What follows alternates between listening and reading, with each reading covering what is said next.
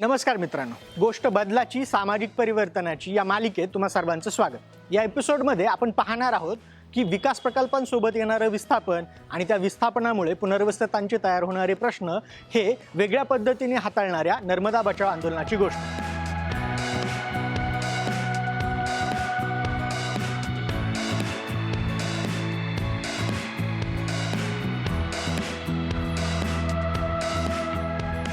जवळजवळ 40,000 हेक्टर जमीन पाण्याखाली गेल्यानंतर सरदार सरोवराची निर्मिती झाली। आराखड्यानुसार सरोवराच्या पाण्याखाली मध्य प्रदेशमधील 193, महाराष्ट्रातील 33 आणि गुजरातमधील 19 गावं विस्थापित झाली।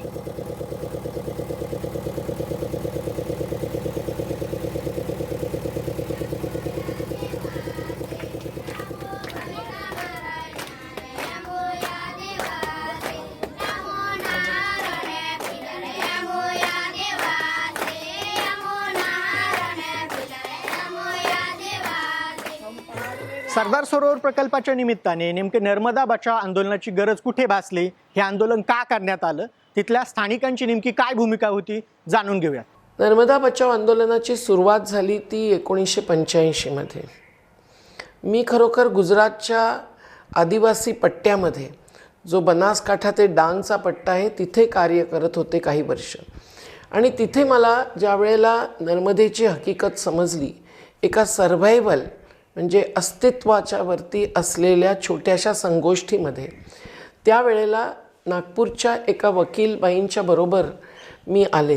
त्यांचा आग्रह होता की मी त्यांना सांगावं, वसुधा धागमवार होत्या त्या, की खरोखर लीगल ॲक्शन करावी की काय करावं। 2.5 दिवस आम्ही चालत अनेक गावं पाहिली, महाराष्ट्रातली आणि मध्य प्रदेशातलीही। त्यावेळेला माझं तर असं पक्कं मत झालं की आत्ता कोर्टामध्ये जाण्याचा काही अर्थ नाही, आपण आधी संघटना उभी केली पाहिजे। आणि मीच तिथून अहमदाबादला परतता पहिलं गाणंही लिहिलं आंदोलनाचं, धरणं आलं ग धरणं आलं, घरं जमीननी गावं भी गेलं। आणि दुसरं म्हणजे की निर्णयच घेतला की आता ह्या क्षेत्रात आपण काम करायचं, कारण ते पहाडी क्षेत्र जिथे चालूनच गावागावात पोचायचं होतं, ते असं होतं की दुसरं कुणालाही सांगणं शक्य नव्हतं आणि कोणी तिथे थांबलं नसतं, असंच माझ्या मनाने घेतलं। आणि मग तेव्हापासून जी सुरुवात झाली, त्यामध्ये आम्ही बाकी अहमदाबादमधल्या संस्थेत काम करत होते, ती संस्था सोडून शेवटी तिथल्याच आदिवासींच्यामध्ये संघटनाचाच भाग होऊन पुढे गेलो।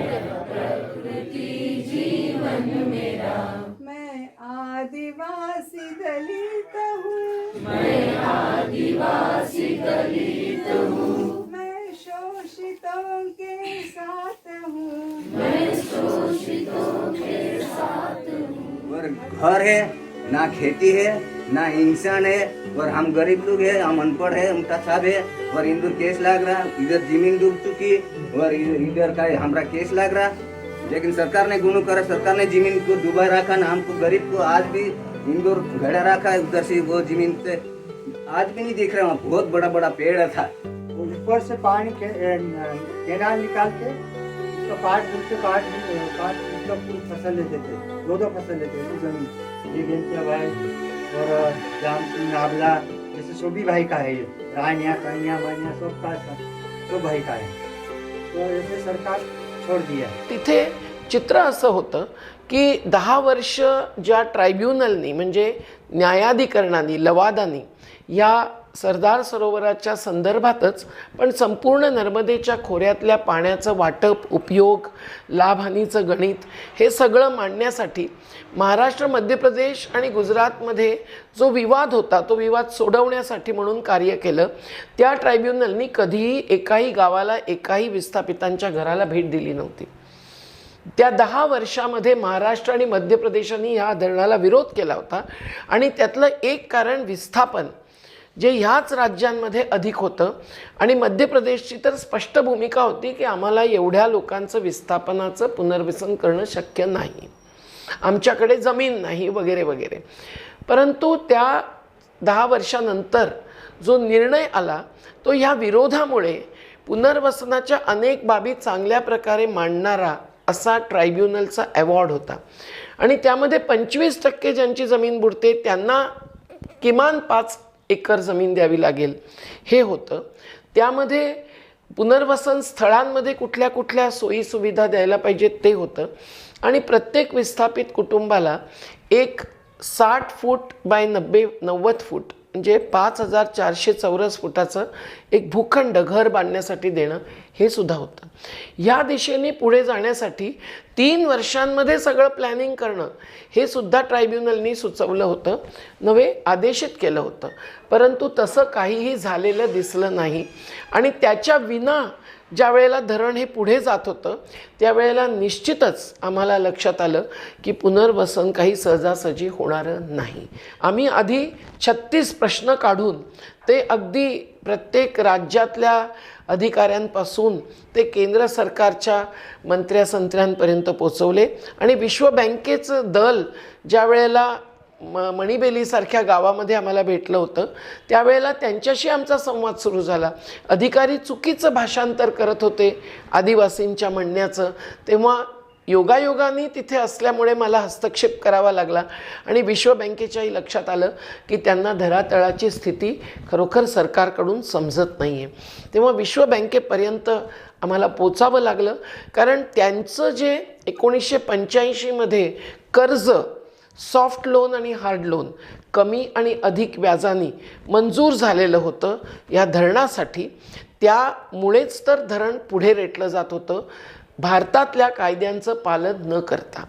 आणि त्यामुळे पुनर्वसनाचं सुद्धा नियोजन न करता धरण पुढे जात आहे हे अत्यंत खतरनाक आहे. म्हणून आम्ही शेवटी 1988मध्ये ज्या वेळेला धरणं धरलं एक गुजरातमध्ये आणि मग निर्णय झाला की केंद्र आणि राज्य सरकारांचे सगळे प्रतिनिधी येणार आणि आमच्या 300 लोकांबरोबर त्यांची 6 तास गंभीर चर्चा झाली. तेव्हा केंद्रातल्या सचिवांच्याही लक्षात आलं की पुनर्वसनाचं नियोजन झालेलं नाही. मे 1988ची ही घटना आम्ही 2 महिन्याचा वेळ सरकारला दिला आणि 18 ऑगस्ट 1988पर्यंत काही प्लॅनिंग पुढे गेलं नाही, उत्तरं आली नाहीत. त्यामुळे आम्ही केंद्रीय सचिवांनी म्हटलं होतं की तुम्हाला संघर्ष करावा लागणार. आम्ही शेवटी 18 ऑगस्ट 1988ला आमचा संघर्ष म्हणजे धरणाला विरोध जाहीर केला. पण त्यामध्ये इथलं मध्य प्रदेशातलं राजकारण आड येऊ नये यासाठी खूप दखल घेऊन संवेदनशीलतेने कार्य करावं लागलं वगैरे वगैरे. आणि दुसरीकडे अनेक ठिकाणी आमचे समर्थकांचे समूह आम्ही बनवले. अगदी धडगाव तालुका जो आता नंदुरबार जिल्ह्यात आहे, पूर्वी धुळ्यामध्ये होता, तिथून सुरुवात करून गुजरातच्यापर्यंत, मध्य प्रदेशपर्यंत आणि अगदी केरळपर्यंत वेगवेगळ्या ठिकाणी आमचे समर्थक समूह उभे राहिले. ज्यातून नर्मदा धरणग्रस्त समिती महाराष्ट्रातली, नर्मदा घाटी नवनिर्माण समिती मध्य प्रदेशातली आणि नर्मदा असरग्रस्त समिती गुजरातमधली, याच्या पलीकडे नर्मदा बचाव आंदोलन याची निर्मिती झाली. आणि ती मेमध्ये झाली ज्या वर्षी, त्या वर्षी बाबा आमटेही त्या सभेला हजर होते. आणि त्याच्यानंतर त्यांनी निर्णय घेतला की आणि ते मोठ्या धरणांच्या विरोधामध्ये गडचिरोली जिल्ह्यातही लढत होते, तेव्हा मी आता नर्मदेच्या खोऱ्यामध्ये येणार. त्याच्यासाठी एक विल अगेन्स्ट लार्ज डॅम्स असा विकास आमटेंच्यासह एक संकल्पसुद्धा अनेक संघटनांच्या बैठकीमध्ये पारित झाला होता. हे विशेष. या सगळ्या प्रक्रियेमध्ये एकीकडे संघटन पुढे गेलं, अभ्यास पुढे गेला, पण आम्ही कोर्टात काही लगेच गेलो नाही. अत्यंत मोठमोठ्या प्रकारचे कार्यक्रम जे अहिंसक सत्याग्रही संघर्ष होते ते मात्र पुढे जात राहिले. त्यामध्ये सर्वात पहिला उपोषण झालं ते मुंबईमध्ये 8 दिवसांचं, ज्यामध्ये माझ्याबरोबर अरुंधती धुरू आणि रामा आट्या असे विस्थापितांचे आणि कार्यकर्त्यांचे प्रतिनिधी म्हणून बसले होते. आणि शरद पवार मुख्यमंत्री असताना मग त्यांनी शेवटी 8व्या दिवशी मृणालताई गोरे यांच्या मध्यस्थीने निर्णय घेतला की मी धरणस्थळावर येणार आणि तिथे चर्चा करून पुनर्वसन, आधी पुनर्वसन मगच धरण या दिशेने निर्णय घेणार. आणि तसं त्यांनी केलंही. ते हेलिकॉप्टरमधून मृणालताईंबरोबर आले, 300 काँग्रेसचे प्रतिनिधी, आमचे प्रतिनिधी वगैरे सगळे बसून, आणि त्यांनी जाहीर केलं की धरण मी पुढे जाऊ देणार नाही जोपर्यंत महाराष्ट्रातल्या आदिवासी विस्थापितांचं पुनर्वसन होत नाही तोपर्यंत. पण तसं काही झालं नाही. धरण पुढे जातच राहिलं. आम्हाला संघर्ष करावाच लागला.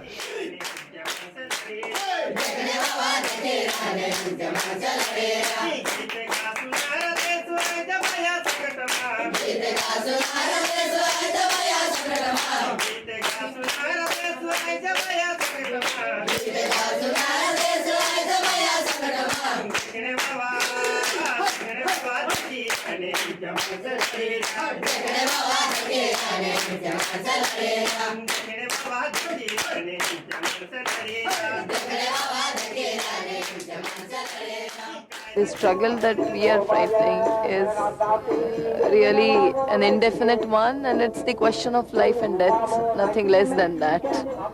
पर्यावरणाचे सुद्धा अनेक मुद्दे मोठ्या धरणांच्या संदर्भात आम्ही अभ्यासले होतेच. आणि त्या मुद्द्यांवरती सुद्धा काय कार्य झालं आहे हे सगळं जेव्हा आमच्या हातामध्ये गुजरातमधूनच अनेक डॉक्युमेंट्स आले तेव्हा लक्षात आलं की विश्व बँकेने एक मोठी सूची जे अभ्यास आणि जे नियोजन राहिलेलं होतं त्या मुद्द्यांवरची जोडलेली होती मंजुरी देताना. आणि हेच अभ्यास आणि हे नियोजन झालं नसताना शेवटी आम्ही ज्या वेळेला मुद्दे पोचवले केंद्राकडे ते कसे हा एक मोठाच इतिहास आहे. अधिकाऱ्यांच्याच हस्ते बंद पाकिट पाठवून दिलं, त्यांना कळलंसुद्धा नाही.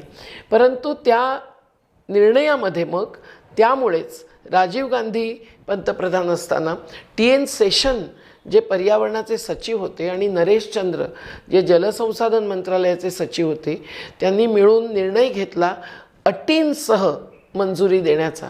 या सशर्त मंजुरीमध्ये जी एप्रिल 1987मध्ये दिली गेली पण प्रत्यक्षामध्ये कायदे मंत्रालयाचा निर्णय होऊन 24 जून 1987मध्ये दिली गेली. त्याच्यामध्ये पुनर्वसनासह 8 मुद्दे होते ज्यामध्ये कॅचमेंट म्हणजे जलग्रहण क्षेत्राचा विकास आणि नियोजन, ज्यामुळेच गाळाने धरण भरू शकत नाही. कमांड एरिया डेव्हलपमेंट म्हणजे लाभक्षेत्राचं नियोजन, ज्यामुळे तिथेही नुकसान होत नाही जमिनींचं, विस्थापितांचं. आणि ह्या सगळ्या 8 मुद्द्यांवरती ज्याच्यामध्ये भूकंपाचा खतरा हा सुद्धा मुद्दा होता. जोपर्यंत अभ्यास आणि हे होत नाही तोपर्यंत मंजुरी कशी दिली गेली. पण 2 वर्षामध्ये हे पूर्ण व्हावं अशी अट घालून मंजुरी दिली गेली. पण 2 वर्षामध्ये हे झालं नाही. आम्ही मात्र त्या 2 वर्षांमध्ये खूप पुढे गेलो. इथलं संघटन बांधलं.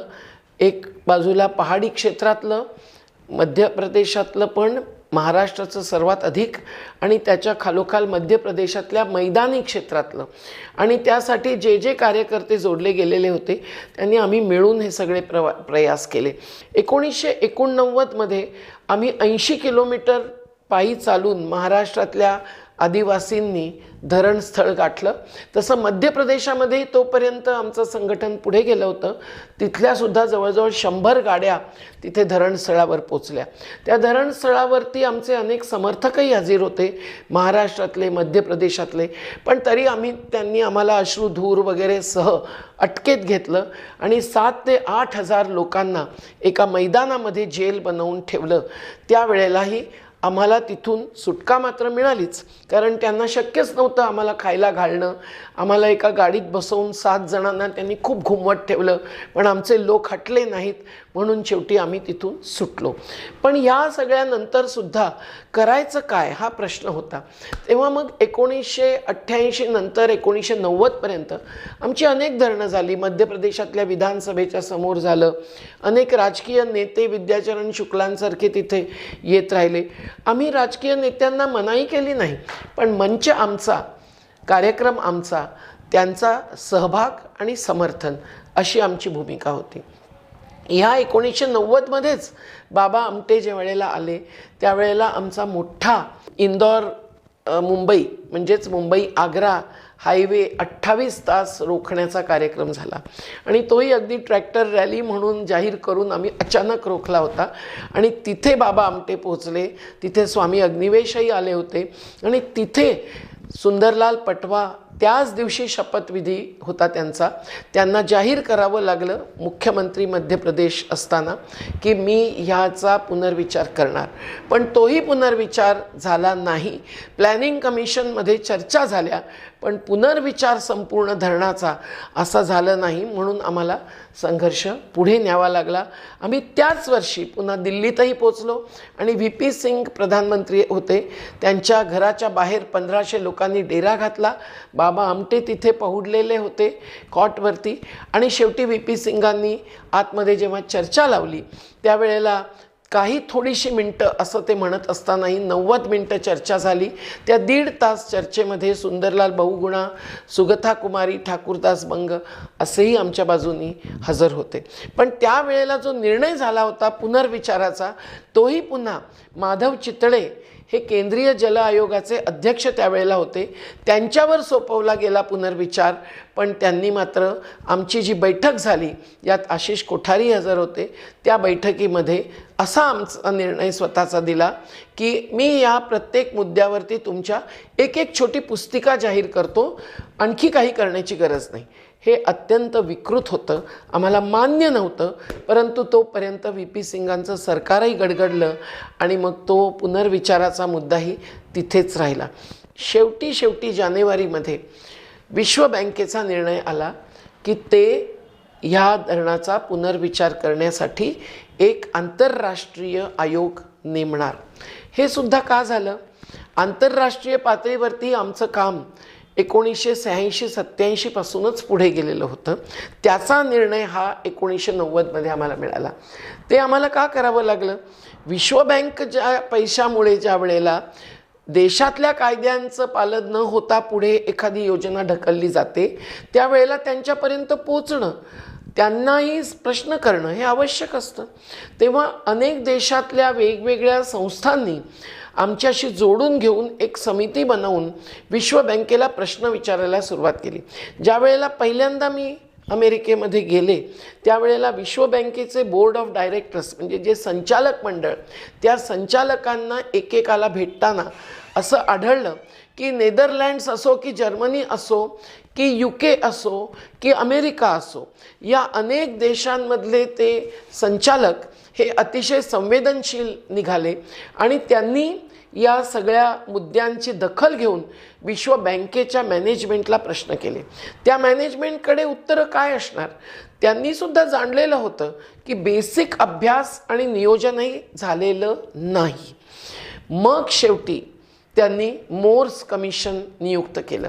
पण त्याही आधी आमची एक सुनावणी झाली ती US काँग्रेसच्या एका कमिटीमधून, म्हणजे अमेरिकेच्या संसदेच्या एका समितीपुढे. आणि त्याचे जे अध्यक्ष होते जिम शॉयर, हे खरोखर एक पर्यावरणवादी काँग्रेसमन म्हणजे खासदार असे मानले जात होते.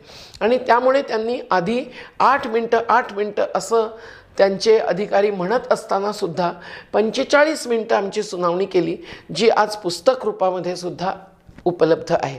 माझ्याबरोबर गिरीश पटेल गुजरातचे गेलेले होते, जे वकील होते आणि न्यायाधीशांची क्षमता असलेले होते, आणि विजय परांजपे होते जे धरणांचे अर्थशास्त्रज्ञ म्हणून मानले गेलेले होते. आमच्या या सगळ्या याच्यावरती त्यांची टिप्पणी आली की विकासाच्या संदर्भामध्ये अशी भूमिका आणि अशा प्रकारची प्रस्तुती ही मी आधी ऐकलेलीच नाही. त्याच्या दुसऱ्या दिवशी त्या जिम शॉयरनी एक केबल म्हणजे एक तार पाठवली कॉनेबल नावाच्या विश्व बँकेच्या त्यावेळच्या अध्यक्षांना, आणि त्यात त्यांनी म्हटलं की तुम्हाला या धरणाला जो तुम्ही फंड देता आहात त्याच्यावर पुनर्विचार करावाच लागेल. आम्ही 1994मध्ये ज्या वेळेला गेलो सुप्रीम कोर्टामध्ये त्यावेळेला धरण 69 मीटरपर्यंत पुढे गेलं होतं आणि त्याच्या पलीकडे जाता कामा नये अशी आमची भूमिका होती. पण तरीसुद्धा त्यांचा डाव दिसत होता म्हणून आम्ही भोपाळमध्ये धरणं सुरू केलं. धरणं चालू असतानाच निर्णय आला की 69 वरून 80 मीटरपर्यंत धरण पुढे रेटण्याचा. मग मात्र आम्हाला उपोषणावरती बसावं लागलं. ते उपोषण सर्वात जास्त म्हणजे 26 दिवसांचं झालं, ज्यामध्ये सीताराम बाबांसारखे वृद्ध गृहस्थही होते, केवलसिंग वसावेंसारखा 40 ते 45 किलो वजनाचा आमचा आदिवासी युवाही होता, कमळू जीजी कमला यादवही होती. आणि त्या 26 दिवसांच्या उपोषणादरम्यान दिग्विजय सिंग मुख्यमंत्री असल्यामुळे त्यांनी मध्य प्रदेशच्या विधानसभेमध्ये सर्वपक्षीय ठराव पास केला आणि तो ठराव होता धरणाचं काम थांबवण्याचा. पण त्याच्या आधीच आम्हाला अटक करून त्यांनी घातलं होतं हॉस्पिटलमध्ये. पण दिग्विजय सिंगांचं एकूण वर्तणूक अशी वेगळी होती की तिथे सकाळी 4 वाजता आम्हाला हॉस्पिटलमध्ये दाखल करत असताना जे पोलिसांनी अगदी पट्टे काढून बूट काढून करावं असे त्यांचे आदेश निर्देश होते, ज्यामुळे खरोचही येता कामा नये असा त्यांचा विचार होता.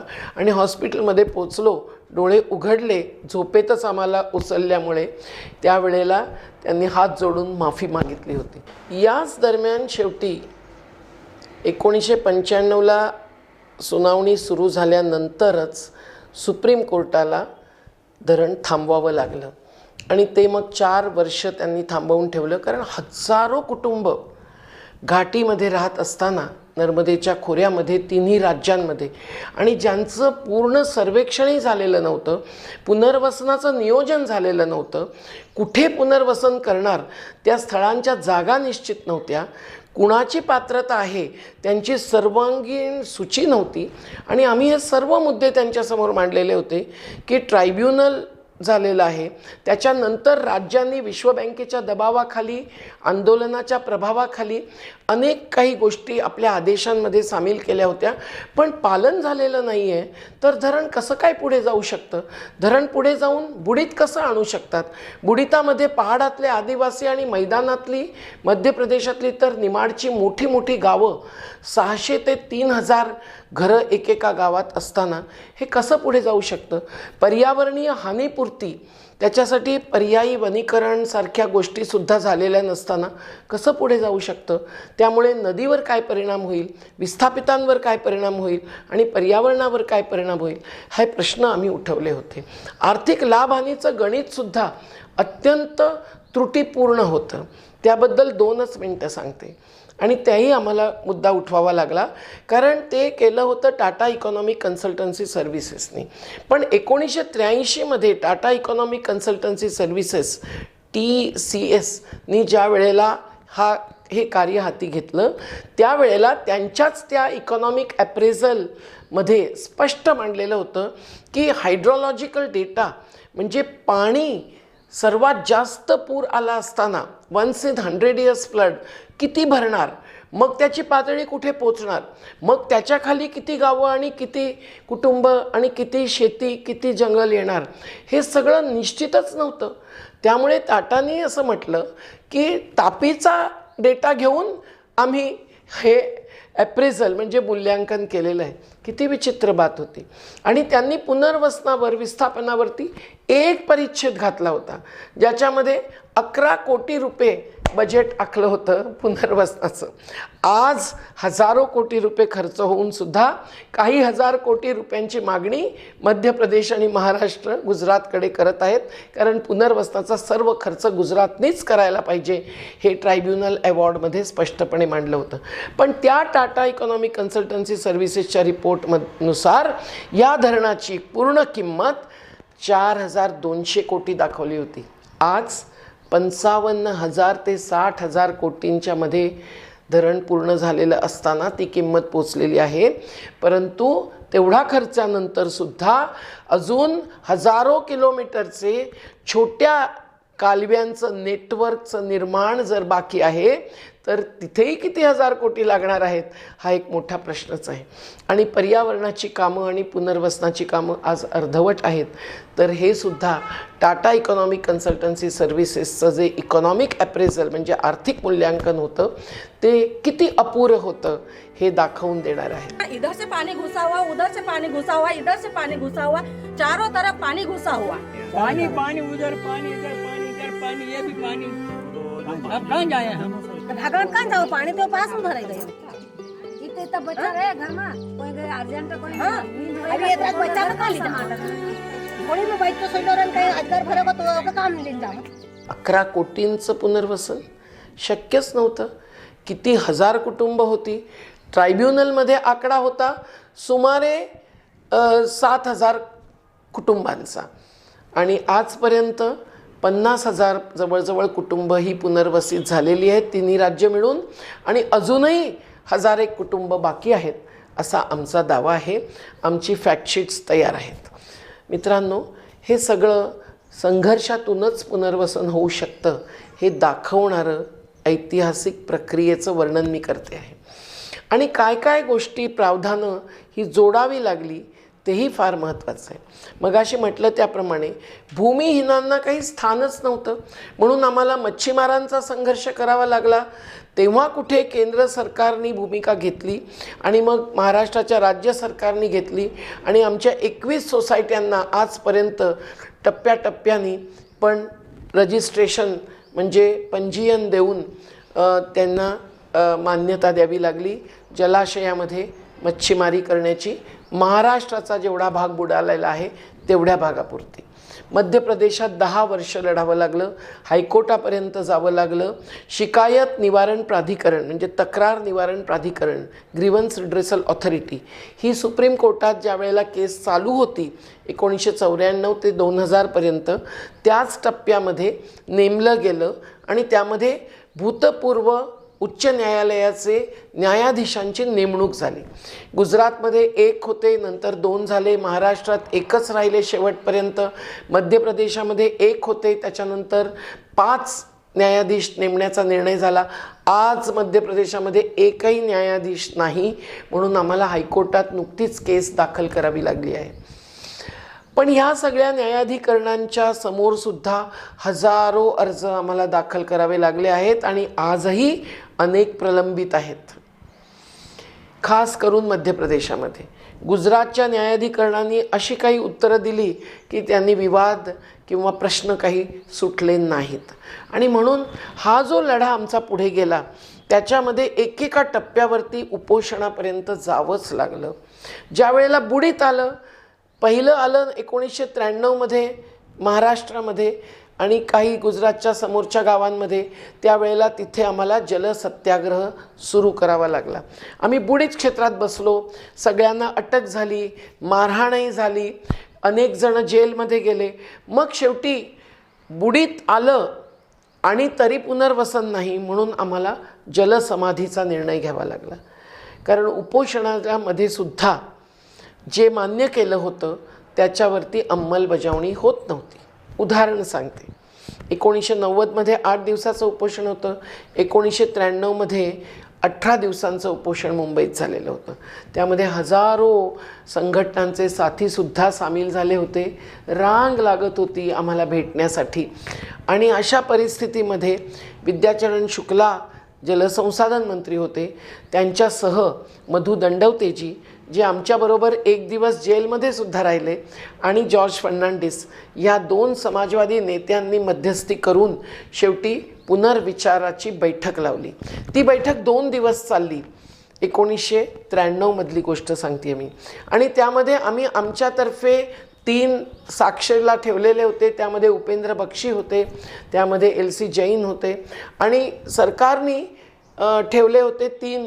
त्यामध्ये रामस्वामी अय्यर जलसंसाधन मंत्रालयाचे अत्यंत वरिष्ठ अधिकारी आणि कुलंदै स्वामी म्हणून एक इंदिरा गांधी युनिव्हर्सिटीचे ओपन युनिव्हर्सिटीचे आणि वसंत गोवारीकर हे होते. सगळ्यांची 2 दिवस सघन चर्चा झाली. अगदी चर्चेच्या सुरुवातीला काही खासदार गुजरातचे चुनीभाई वैद्यांच्या बरोबर आले होते. त्यांनी विरोध केला होता परंतु विद्याचरण शुक्लांनी मानला नाही. चर्चा झाली आणि दुसऱ्या दिवशी रात्री ज्या वेळेला पुनर्विचाराचा निर्णय हा ड्राफ्ट करून एका स्टेटमेंट मार्फत जाहीर करायचं ठरलं त्यावेळेला मी आणि उपेंद्र बक्षी आमच्यातर्फे थांबलो होतो आणि सरकारतर्फे एक अधिकारी मध्य प्रदेशचे होते. त्याच्यावरती मी सही केली आणि ते गेलं स्टेटमेंट विद्याचरण शुक्लांच्या घरी. आश्चर्याचा धक्का बसला की विद्याचरण शुक्लांनी स्पष्ट नकार दिला. ते म्हणाले, माझ्यावर कालपासून खूप गुजरातचा दबाव येतो आहे, मी नाही करू शकत. चर्चा मी घेतली, पण हे स्टेटमेंटवर मी सही नाही करू शकत. सुरुवातीला सरकारने सरदार सरोवर प्रकल्प बाधित पुनर्वसितांना जी आश्वासनं दिली होती ती अत्यंत तुटपुंजी होती. मात्र नर्मदा बचाव आंदोलनाच्या माध्यमातून 37 वर्ष प्रदीर्घ लढा लढल्यानंतर या पुनर्वसितांच्या धोरणात मोठा बदल झाला. मित्रांनो, जे पुनर्वसनाचे लाभ आहेत त्यामध्ये अनेक गोष्टी सुटलेल्या असतात. उदाहरणार्थ, ज्या जमिनी टापू बनतात त्यांच्यावरती राहणाऱ्या लोकांनाही, तिथे ज्यांची शेती असते किंवा घरं असतात त्यांना पुनर्वसन द्यायला पाहिजे, हा मुद्दा शेवटी महाराष्ट्राने 1990 ते 92च्या दरम्यान मंजूर केला. एक एक गोष्ट मंजूर करत करत करत आम्हाला पुढे जावं लागलं. शेतीच्या जमिनीवरती घर बांधण्याचं, पुनर्वसन स्थळांचं आयोजन, महाराष्ट्राला शेवटी प्लिंथ म्हणजे पायासाठी अनुदान मंजूर करावं लागलं. मध्य प्रदेशानेही शेवटी घर बांधण्यासाठी म्हणून 5,80,000 रुपयाचं अनुदान मंजूर केलं. कारण इथे सुद्धा काळ्या कापसाच्या जमिनीवरती घरं बांधणं हे पाया घालण्याशिवाय आणि पायावरती 2 ते 3 लाख रुपये कमीत कमी खर्च केल्याशिवाय शक्यच नव्हतं. त्यामुळे गरिबांची घरं बांधलीच गेली नव्हती. जमिनी ज्या दाखवल्या त्या अत्यंत खराब होत्या मध्य प्रदेशातल्या, म्हणून यांनी शेवटी लोकांनी घेतल्याच नाहीत तेव्हा 5,58,000 रुपयाचं अनुदान 5 एकर सिंचित जमिनींच्या बदल्यामध्ये घोषित केलं. आधी तर त्याहीपेक्षा कमी केलं होतं, शेवटी तेवढं केलं. पण त्यामध्येही ज्या लोकांनी ते अनुदान स्वीकारलं, कारण जमिनी बुडत होत्या, धरण थोडं थोडं पुढे जात होतं, पुन्हा थांबत होतं. 2002 पासून सुप्रीम कोर्टामध्ये परत आमच्या केसेस सुरू झाल्या होत्या, कारण 2000 मधल्या अटींचं पालन झालं नव्हतं, जे जजमेंटमध्ये अटी होत्या त्यांचं. अशा परिस्थितीमध्ये शेवटी भ्रष्टाचाराचा ऊत आला. दलालांचा एक जथ्था उभा राहिला आणि ह्या 5,58,000 मध्ये एक किस्त म्हणजे एक हप्ता या अनुदानाचा घ्यायचा आणि त्यातून त्यांनी पूर्ण 5 एकर सिंचित जमीन खरेदी केल्यानंतर दुसरा हप्ता घ्यायचा. असं नियोजन त्या अनुदानाचं झाल्यामुळे दलालांना वाव मिळाला. दलाल आणि अधिकारी यांचं संगनमत झालं आणि त्यांनी खोट्या रजिस्ट्री म्हणजे खरेदी खतं करून फसवलं. शेवटी घर प्लॉटच्या वितरणामध्ये सुद्धा फसवले गेलेले लोक होते. आजीविका अनुदान मध्य प्रदेशाने शेवटी जाहीर केलं होतं भूमिहीनांसाठी. ते पण किती? 33,000 ते 49,000. दलित आदिवासींना आणि शेतमजुरांना थोडं जास्त. त्यांनी काय जीवनभर पर्यायी आजीविकेचं साधन शक्य होतं? शक्यच नव्हतं.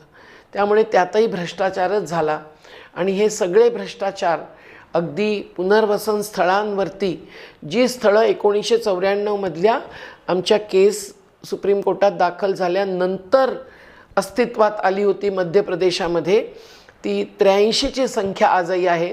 पण त्याच्यामध्ये ज्या सोयी करायच्या होत्या त्यामध्येही भ्रष्टाचार झाला, कारण ते कोट्यावधी रुपयांचं निर्माण कार्य होतं. महाराष्ट्रातही काही भ्रष्टाचार झाला, पण कमी झाला तुलनेने निर्माण कार्य तिथे थोडंसं ठीक झालं, तरी आजही बाकी आहे. आणि मध्य प्रदेशाच्या भ्रष्टाचारात तर 40 अधिकारी कर्मचारी निलंबित करावे लागले आणि नंतर नोकरीवरून काढून टाकावे लागले. शेवटी सरकारला 5.5 लाखावरून आम्ही नेलं 60 लाखांवर मध्य प्रदेशाच्या. हे केव्हा झालं? ज्या वेळेला धरण पूर्ण करण्याचा निर्णय झाला आणि परत आम्हाला सुप्रीम कोर्टामध्ये एक पूर्ण पिटिशन दाखल करावा लागला. त्यावेळेला जस्टिस केहर यांनी 2017 मधल्या सुनावणीमध्ये म्हटलं की 5.5 लाखामध्ये 5 एकर सिंचित जमीन येऊ शकत नाही, तेव्हा मग ती किती करावी याच्याबद्दल तिथेच वाद झाला. आम्ही सिव्हिल गाईडलाईन जमिनीच्या किमतीची काय आहे ती मांडली. त्यानंतर त्यांनी 60 लाख रुपये 5 एकरच्या बद्दल द्यावेत असा निर्णय दिला. परंतु त्याचबरोबर त्यांनी महाराष्ट्र आणि गुजरातला आणि मध्य प्रदेशाला सगळं कार्य पूर्ण करावं 31 जुलैच्या आधी आणि 31 जुलैला गावं खाली करावी आणि जर लोकांनी हटायला मंजुरी दिली नाही तर पोलीस फोर्ससुद्धा वापरू शकता असा निर्णय दिला. हा आम्हाला मंजूर नव्हता, परंतु आम्ही 27 जुलैपासून अनशन सुरू केलं, उपोषण सुरू केलं. त्याच्या आधी 22 जुलैला हजारोंची सभा घेतली.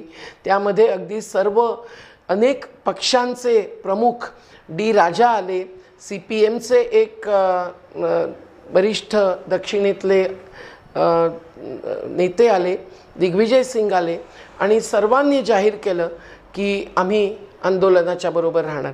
27 जुलैपासून आम्ही ज्या वेळेला अनिश्चितकालीन उपोषण सुरू केलं त्यावेळेला वेगवेगळे आदेश त्याच साली आले. त्या साली उपोषणाच्या आधी आम्हाला खूप संघर्ष करावा लागला. आम्ही भोपाळला गेलो, मुख्यमंत्र्यांनी कधीच आम्हाला भेट दिली नाही. शिवराज सिंग चौहान यांनी आधी प्रत्येक मुख्यमंत्री आणि प्रत्येक पंतप्रधान आम्हाला भेटत होते, परंतु नरेंद्र दामोदरदास मोदीजींनी आणि शिवराज सिंग चौहानांनी आजपर्यंत आमच्याशी कधीही चर्चा केली नाही. परंतु आम्ही जे म्हणणं मांडलं विधानसभेला, वल्लभ भवन म्हणजे मंत्रालय मध्य प्रदेशातलं, त्याला घेरलं. रात्री 10 वाजेपर्यंत अधिकाऱ्यांना शेवटी बसावं लागलं, सगळे मुद्दे नोट करावे लागले. त्यावेळेला मग मे 2017पासून एक आदेश यायला सुरू झाली आणि त्यामध्ये मग कुंभारांना जमीन देणार, अजून मिळालेली नाही. केवठांना प्रमाणपत्र देणार आणि त्यांना आजीविकेच्या दृष्टीने सोयी देणार, पण त्या अजून मिळालेल्या नाहीत. जे नावडीवाले आहेत, जे आदी मानवाच्याच वंशाचे आहेत, कारण नर्मदेमध्ये सर्वात जुनं गाव हे खोऱ्यातलं नावडा खेडीच आहे, पण त्यांना अजून काही मिळालेलं नाही. फक्त जे मिळाले आजीविका अनुदान तेही सगळ्यांनी घेतलेलं नाही, ते 33,000 मिळालेलं आहे. मच्छीमारांना 10 वर्ष आम्हाला लढावं लागलं. बोट रॅली काढण्यापासून ते मत्स्य महासंघाचं भोपाळचं कार्यालय घेण्यापर्यंत. तेव्हा कुठे आज मध्य प्रदेशामध्ये सुद्धा 31 सोसायट्या ह्या पंजीकृत झालेल्या आहेत, परंतु वेगवेगळ्या प्रकारे परिणाम आहेत मत्स्य व्यवसायावरती. मोठ्या धरणाचे बीज घातलेलं नाही, खात घातलेलं नाही मध्य प्रदेशामध्ये, त्यामुळे अनेक गावातले मच्छीमार आज खरबूज खेती करतायत आणि कुणी दारूसुद्धा विकायला मजबूर झालेले आहेत. पण महाराष्ट्र आणि मध्य प्रदेश मिळून निदान 50च्या वर आमच्या आता सहकारी सोसायटी आहेत, म्हणून ठेकेदार बाहेरचं आम्ही ह्या जलाशयात येऊ दिलेलं नाही. इतर नर्मदेच्या खोऱ्यातल्या जलाशयांमध्ये जे ठेकेदार आणलेले आहेत ते ठेकेदार मच्छीमारांना लुटत आहेत. त्यांना कुठे 24 ते 35 रुपये किलोनी मासे विकत घेतात आणि लगेच थोडंसं दूर जाऊन 100 ते 250 रुपये किलोनी विकतात. हे चित्र आहे.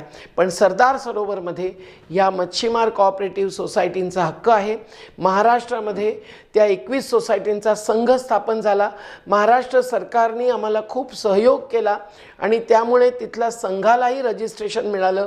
मध्य प्रदेशात ते अजूनही प्रलंबित आहे. भूमिहीन मजदूरांना सुद्धा काय मिळालं? त्यांना जमिनीचा हक्क महाराष्ट्रात मिळाला, पण मध्य प्रदेशात मिळाला नाही. महाराष्ट्रात निदान 1 हेक्टर जमिनीचा हक्क मिळाला. मध्य प्रदेशात जमिनी मिळाल्या नाहीत, पण निदान मोठं अनुदान मिळालं. त्यातून ज्या जमिनी घेतल्या त्यांचा हिशोब लावला तर तिन्ही राज्यां मिळून 20,000 कुटुंबांना आजपर्यंत जमिनीचा हक्क तरी मिळालेला आहे. महाराष्ट्र आणि गुजरातनी मात्र जमीनच दिली. त्यासाठी खाजगी जमीन विकत घ्यावी लागली महाराष्ट्राला, कारण सरकारी जंगल जमीन जी दिली होती ती अपुरी पडत होती. त्यामधलं पण जंगल तोडणं आम्हाला मंजूर नव्हतं, पण शेवटी त्यांनी 1993-94 मध्ये जेव्हा मोठं बुडीत आलं त्यावेळेला नाईलाज म्हणून शरद पवारांनीच निर्णय घेऊन शेवटी जंगल जमीन ही उपलब्ध केली आणि त्यावर 5 वसाहती झाल्या. आज महाराष्ट्रात 14 वसाहती झालेल्या आहेत. त्यातल्या इतर वसाहती या खाजगी जमीन विकत घेतली. त्याच्यासाठी 5 पटींनी जी तहसीलदाराची गाईडलाईन किंमत असते त्याच्या 5 पटींनी पैसा देऊन त्यांना जमिनी विकत घ्यावी लागली. पण त्यातही काही जमिनी खराब ज्यांना मिळाल्या आहेत त्या बदलण्याच्या बाकी आहेत. काही लोकांना पसंत केलेल्या जमिनी खरेदी करून देण्याच्या बाकी आहेत. खरेदी समितीवर आम्ही आमचे 2 प्रतिनिधी ठेवलेले आहेत, पण ही प्रक्रिया ज्या गतीने जायला पाहिजे ती जात नाही आहेत. कधी गुजरातकडून पैसा मिळत नाही म्हणून, कधी ब्युरोक्रॅटिक डिले म्हणजे नोकरशाहीचा विलंब म्हणून. मध्य प्रदेशातही आजही शेकडो लोक बाकी आहेत ज्यांना जमिनीचा अधिकार आहे, पण जमिनी मिळालेल्या नाही आहेत. जे फसवले गेले दलाल आणि अधिकाऱ्यांच्याकडून त्यांनाही सुप्रीम कोर्टाने त्याच 2017च्या मुख्य न्यायाधीश जस्टिस केहरच्या जजमेंटमधून 15 लाख रुपये मंजूर केलेले आहेत. तेही नसे थोडके, पण तेही देण्याचे अनेक शेकडो लोकांचे अजूनही बाकी आहेत. आजीविका अनुदान देण्याचं अजून बाकी आहे. त्यामुळे एकूण तिन्ही राज्यात मिळून जवळजवळ 50,000 कुटुंबांचं पुनर्वसन आम्ही मिळवलं आहे. कुठल्याही नर्मदेच्या खोऱ्यातल्या इतर धरणांमध्ये जे मिळालं नाही, एकालाही जमीन मिळाली नाही, बर्गीपासून महेश्वरपर्यंतच्या सगळ्या धरणांमध्ये एकूण 30 मोठी धरणं नर्मदेच्या खोऱ्यात असताना सगळ्यात मोठ्या धरणांपैकी एका सरदार सरोवरमध्ये मिळालं. आंतरराज्य कायदा असल्यामुळे, पण त्याच आधारावरती मध्य प्रदेशाची पुनर्वास नीती बनली, तरी इतर धरणांमध्ये मात्र त्यांनी जमीन दिली नाही, धड पुनर्वसन स्थळंसुद्धा स्थापित केली नाहीत. 5,58,750 रुपए की जो राशि थी वो देना था, पर जिन लोगों ने वो राशि को स्वीकारा नहीं, इतने कम पैसे में जमीन नहीं आएगी, वो लोग रुके रुके संघर्ष करते रहे नर्मदा आंदोलन में. हाँ, तो जब 2017 में सुप्रीम कोर्ट का जो जजमेंट आया उसमें उस 2 हेक्टेयर की कीमत 5,57,000 से बढ़ाकर सीधे 60 लाख पर करी. उन लोगों को 60 लाख मिले, लेकिन उसका भी डिंडोरा तो बहुत दूर तक पीटा. बड़े बड़े होर्डिंग लगा. हमने उस समय भोपाल में रैलियाँ निकाली तो भोपाल में बड़े बड़े होर्डिंग लगाए थे कि नर्मदा विस्थापितों को प्रत्येक परिवार को 15 लाख, 60 लाख, जबकि 608 लोगों की सूची नर्मदा घाटी विकास प्राधिकरण ने सुप्रीम कोर्ट को दी थी. तो ये दिया, जैसे 40 से 50,000 परिवार इस सरदार सरोवर डूब क्षेत्र में है, तो उन्होंने जो प्रचार किया कि यानी पूरे विस्थापित परिवार को 15 लाख, 60 लाख. हम जहाँ भी जाते थे हमारे रिश्तेदार कहते थे, और प्रत्येक परिवार को पैसे मिल गए. भाई मेरे को 60 लाख मिले, इन भाई को तो मिले ही नहीं, 15 लाख भी नहीं मिले. तो ऐसे मात्र अपन गिने तो 1% भी नहीं है, पर उन्होंने डिंडोरा इतना बड़ा पिटा. एकूण 37 वर्षासारखा संघर्ष करावा लागतो. तर मग मोठी धरणं ही खरोखर विकासाची प्रतीकं आहेत की विनाशाची? आणि पाण्याचं वाटप जर अशा प्रकारे होत असेल सरदार सरोवरसारखं, आणि त्यातून जे लाभ दाखवले जातात सिंचनाचे, ते 1/3 आजपर्यंत उपलब्ध होत असतील आणि खर्च मात्र अनेक पटींनी वाढत असेल, तर मग खरोखर याचे जे पर्याय आहेत विकेंद्रित जलनियोजनाचे, जे विस्थापना विना विकास आणू शकतात किंवा कमीत कमी विस्थापन आणि पुनर्वसनाशिवाय नाहीच अशा प्रकारे विकासाचं नियोजन पुढे नेऊ शकतात, ते का आपण अवलंबू नये, हा आमचा प्रश्न आहे. हा प्रश्न विचारणं म्हणजे विकासाला विरोध करणं नव्हे, तर खऱ्या निरंतर न्यायपूर्ण विकासाला साथ देणं आणि त्याचा आग्रह धरणं, आणि त्याच्यासाठी छोट्या छोट्या जलसंग्रहण क्षेत्रापासून सुरू करून एका नदीच्या खोऱ्यापर्यंत नियोजन जरूर करावं, परंतु नदीचं खोरं आणि एका खोऱ्यातून पाणी दुसऱ्या खोऱ्यात नेणं, हे इंटर रिव्हर बेसिन ट्रान्सफर जे आता आंतरराष्ट्रीय स्तरावरती नाकारलं गेलं आहे, ते मात्र करू नये असा आमचा आग्रह आहे. मोठ्या धरणांबाबत सांगायचं तर टेनेसी व्हॅली कॉर्पोरेशन जे अमेरिकेतलं पहिलं नदी खोऱ्याचं योजनेचं नियोजन होतं, त्याच्या आधारावरती भारतामध्ये दामोदर व्हॅली कॉर्पोरेशनच्या तर्फे दामोदरच्या नदी खोऱ्यामध्ये मोठ्या धरणांचं नदी खोऱ्याचं नियोजन सुरू झालं. भाकरा नांदगल हे पहिलं मोठं धरण म्हणून आधुनिक मंदिर म्हणणाऱ्या जवाहरलाल नेहरूंनीच काही वर्षानंतर स्पष्ट भूमिका घेतली होती की दिस इज अ डिसीज ऑफ जायजेंटिसिझम, हा भव्यतेचा रोग आहे आणि तो आपण अवलंबू नये. हे VR कृष्णा अय्यर भूतपूर्व मुख्य न्यायाधीश सर्वोच्च न्यायालयातले, त्यांनी आपल्या लेखात आणि सर्वत्र मांडलेलं होतं.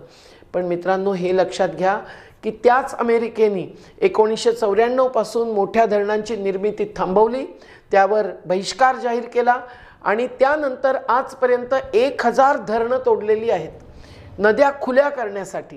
गंगा को ही नहीं, हर नदी को अविरल और निर्मल बहने दो और विस्थापन रोको, हीच भूमिका भारतामध्ये असली तरीसुद्धा अमेरिकेत विस्थापनसुद्धा एवढ्या मोठ्या प्रमाणावर नाही आहे, तरीसुद्धा आम्ही केवळ एक साल्मन नावाचा मासा वाचवण्यासाठी नव्हे, केवळ पर्यावरणाच्या विचाराने नव्हे, तर आम्ही आर्थिक लाभानीचा विचार करून मोठी धरणं तोडतो आहोत, मध्यम धरणं तोडतो आहोत आणि नद्या खुल्या करतो आहोत, असं पूर्ण स्टेटमेंट अमेरिकेच्या डॅनियल बियर्ड म्हणजे जलसंसाधनच विभागाच्या प्रमुखांनी 1994 केलं आणि त्यानंतर आजपर्यंत अमेरिकेतली ही धरणं तोडली गेली. युरोपियन देशांमध्ये 4000हून अधिक धरणं तोडली गेलेली आहेत.